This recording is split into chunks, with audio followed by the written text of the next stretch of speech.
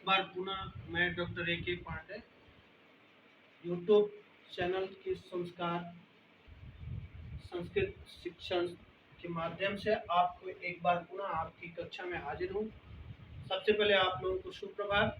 जैसा कि आप जानते हैं कि पिछली कक्षा में हम लोग CBSE कक्षा 10 और BSEB कक्षा 10 और कक्षा 9 दोनों के लिए हम लोग संधि चैप्टर अभी पढ़ते आ रहे हैं।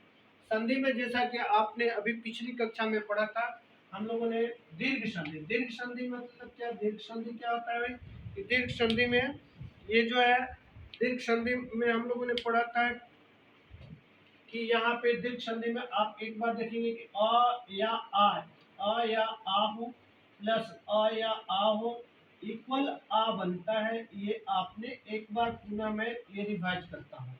दूसरा हमने पढ़ा था हर्षई या दीर्घई प्लस हर्षई या दीर्घई, तो दोनों मिलकर के दीर्घ ई बनता है। फिर हमने पढ़ा कि हर्षऊ या दीर्घऊ प्लस हरस्व या दीर्घऊ इक्वल दीर्घ उ बनता है।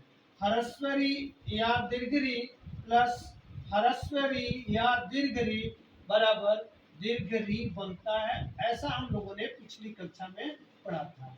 ये आपकी दीर्घ संधि में हमने इतना पढ़ा था। अब आइए गुण संधि में।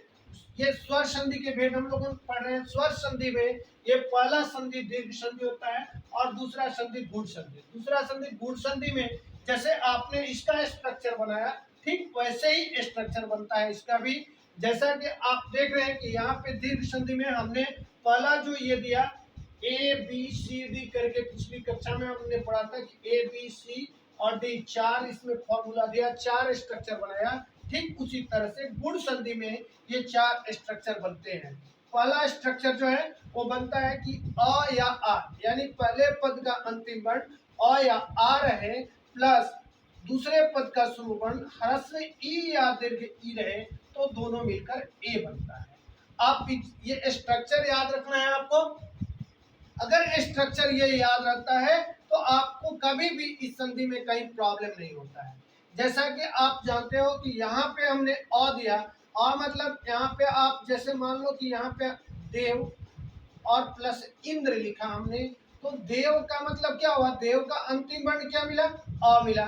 इंद्र का शुरू वर्ण क्या मिला, ई मिला। रूल आपका क्या कह रहा है कि अ और ई मिलके क्या बनता है, ए बनता है। तो अब तो आपको पता होना चाहिए कि यहाँ पे क्या बन जाएगा, देवेंद्र बन जाएगा।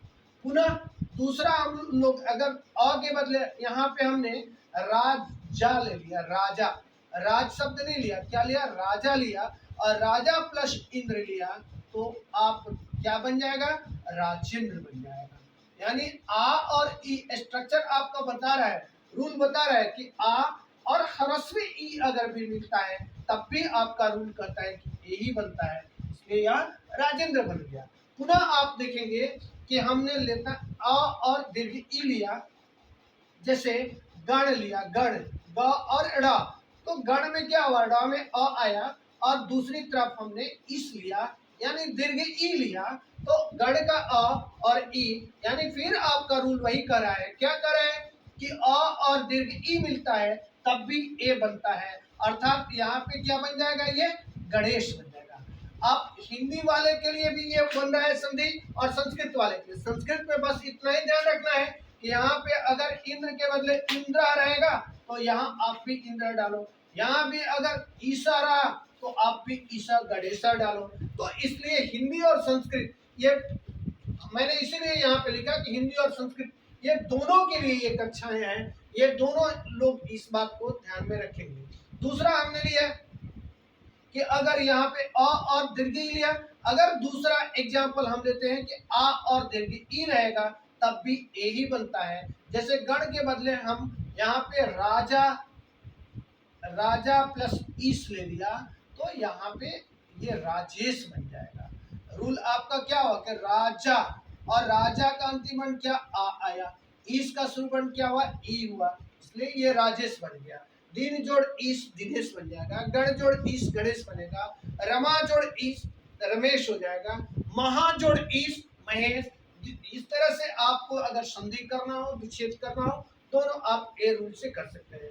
दूसरी तरफ आए, आपको याद रखना है कि हम ये दीर्घ संधि का जो रूल है उसमें आपको याद रखना है कि ये दीर्घ संधि का ये पहला जो रूल है यह सब में आगे रहता है, यानी पहले वर्ड में यही रहेगा, पहले पद का अंतिम वर्ड यही रहेगा। दूसरा गुण संधि का स्ट्रक्चर बताता है कि पहले पद का अंतिम वर्ण अ या आ रहे प्लस, अब देखिए यहाँ पे हमने दूसरे पद में क्या लिया, यहाँ दूसरा रूल ले लिया ह्रस्वी या दीर्घी, तो अब ये दूसरे वाले रूल में क्या लेंगे, अब ये ह्रस्व या दीर्घ लेंगे, यानी यहाँ पे अ या आ के बाद ह्रस्व या दीर्घ उ रहता है तो दोनों मिलकर के ओ बन जाता है। यानी आप यहाँ पे देखेंगे सूर्य, और सूर्य का अंतिम वर्ण क्या हुआ, सूर्य का अंतिम वर्ण अ हो गया, प्लस उदय लिया हमने तो सूर्य प्लस उदय बराबर क्या हो गया, रूल आपका क्या कहा, सूर्य का अंतिम वर्ण अ, उदय का शुरू वर्ण उ, रूल कहता है क्या कि अ और उ मिलकर के क्या बना, ओ बना, इसलिए यहाँ पे आपका क्या हो गया, सूर्योदय हो गया। यानी सूर्य जोड़ उदय बराबर सूर्योदय, चंद्र जोड़ उदय चंद्रोदय, सर्व प्लस उदय सर्वोदय। ठीक इसी तरह अगर हमने यहाँ पे महा ले लिया, अंतिम वर्ण इसका क्या मिला, महा का अंतिम वर्ण मिला आ, और इधर शुरू वर्ण ले लिया, फिर पुनः वही हर्षव उदय, तो महा प्लस उदय बराबर क्या हो गया भाई, महोदय हो गया। अब याद रखना है हिंदी वाले के लिए महोदय हो गया, संस्कृत वाले के लिए यहाँ पे महोदया हो गया, सूर्योदया हो गया। ऐसे करके आप देखेंगे यहाँ सर्व जोड़ उदय सर्वोदय, महाजोड़ उदय महोदय, चंद्र जोड़ उदय चंद्रोदय, तो जल, अब यहाँ पे आप देखो जल प्लस उर्मी लिया हमने, उर्मी जो होता है वो दीर्घ से होता है, अब उर्मी मतलब होता है बूंद, यानी जल का अ और उर्मी का उ मिला दिए तो ये क्या बन जाएगा, जलोर्मी हो जाएगा, यानी अ और उ मिलकर के क्या बन गया, ये ओ बन गया, यानी जल और उर्मी जलोर्मी हो गया।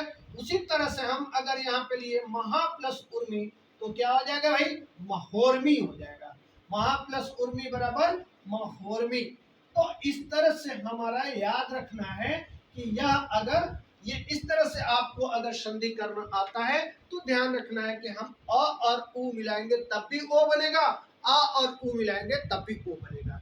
दूसरी बात कि ये भी बात ध्यान रखना है हमको कि अगर विच्छेद करने की बात है तो विच्छेद करने में हमको क्या खोजना है, ज्वाइंट खोजना है, गांठ खोजना है, यानी महोर्मी में हम अगर ये खोजे तो महोर्मी का अगर ये बनता है तो हमारा ये गांठ कहाँ पे मिलता है, ओ पे मिलता है, ओ जो है वो क्या बन जाता है, ओ आपको रूल याद रखना है, ओ कैसे बनता है, अ और आ मिल के बनता है, इसलिए अ और आ को मिलाकर के हमने ओ बनाया है।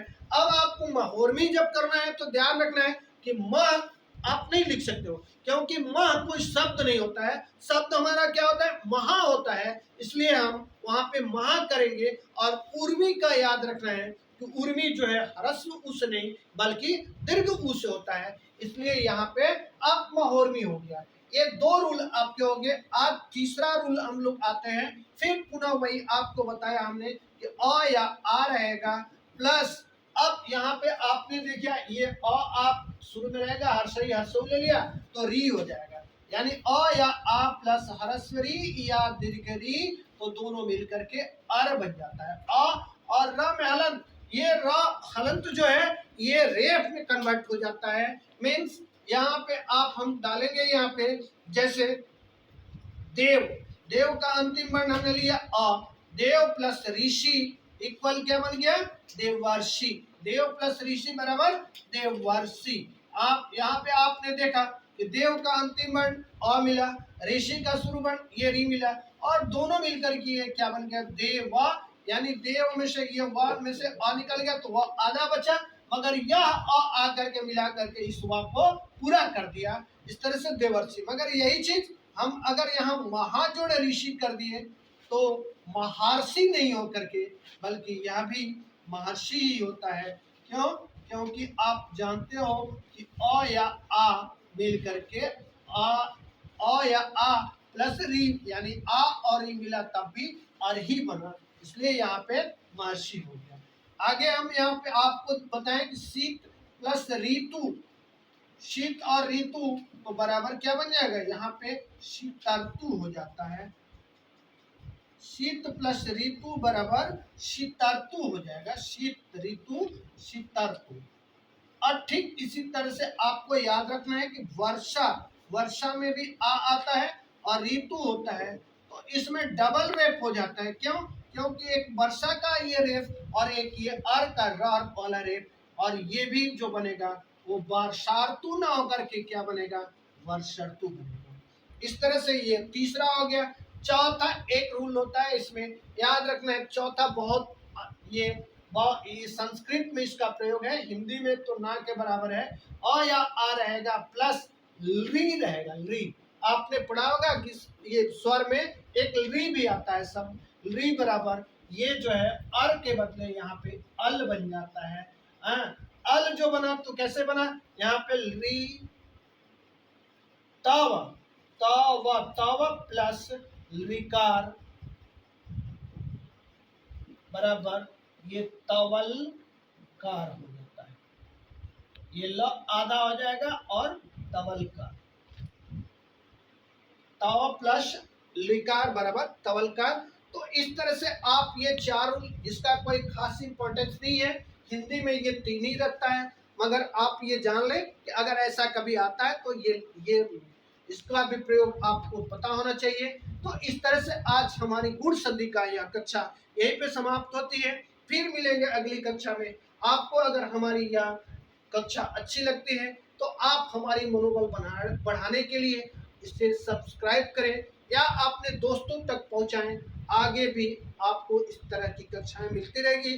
धन्यवाद, आपका दिन मंगलमय।